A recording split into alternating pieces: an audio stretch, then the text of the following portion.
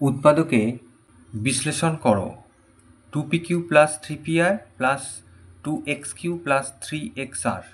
তাহলে করি উৎপাদকে বিশ্লেষণ। এটা একটা সোজা উৎপাদকে বিশ্লেষণ। প্রথম দুটোতে কি আছে কমন আমরা দেখি।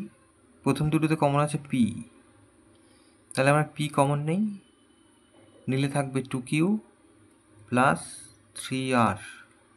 পরের দুটোতে কি কমন আছে, x কমন আছে, তাহলে x কমন নিলে 2q প্লাস 3r। এবার এই অংশ আর এই অংশের মধ্যে এই দুটো কমন আছে, তাহলে 2q প্লাস 3r কমন নিলে পড়ে থাকবে p আর এখানে পড়ে থাকবে x। তাহলে এটা উত্তর।